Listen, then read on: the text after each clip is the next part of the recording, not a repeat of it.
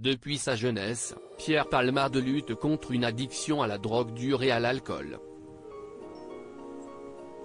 C'est à cause de la cocaïne que l'humoriste de 54 ans a percuté une famille, en voiture, en blessant gravement les 3 passagers le 10 février 2023. Il est actuellement assigné à résidence à l'hôpital Paul Brousse après avoir été victime d'un AVC le 25 février dernier.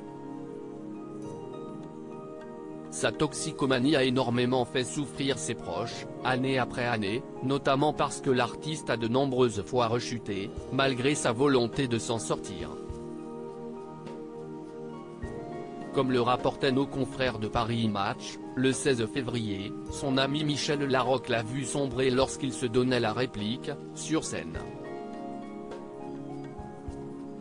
Pendant les représentations de leur pièce de théâtre Ils s'aiment, l'actrice de 62 ans a pu remarquer que Pierre Palmade n'était pas toujours sobre. Par le passé, elle s'était déjà exprimée sur le sujet: « Quand Pierre arrivait sur scène, je voyais très vite dans quel état il était. Je pleurais parfois avant que le rideau s'ouvre tellement je comprenais qu'il était ailleurs. Mais il disait que tout allait bien. » Et Michel Larocque ne pouvait que constater que son ami se détruisait, en se rendant simplement compte qu'il pensait qu'il allait s'en sortir un jour. Dans l'émission C'est à vous, diffusée en mai 2019, l'humoriste se confiait sur la douleur que ressentait la comédienne à cause de son comportement, et de son addiction. Supérieur à Pierre Palmade, Muriel Robin, Michel Larocque, Véronique Sanson.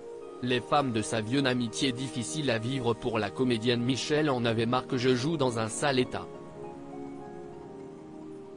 On commençait la scène face à face, et je voyais sur sa joue une larme couler, se remémorait Pierre Palmade en indiquant qu'il pouvait, le masquer au public, mais pas à elle.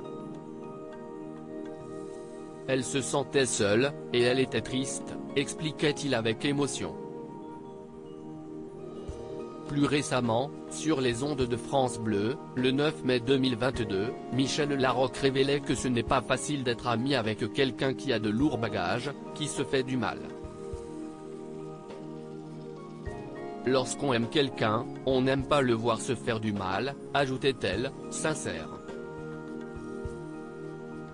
Article écrit avec la collaboration de 6 Médias Crédit Photo, agence.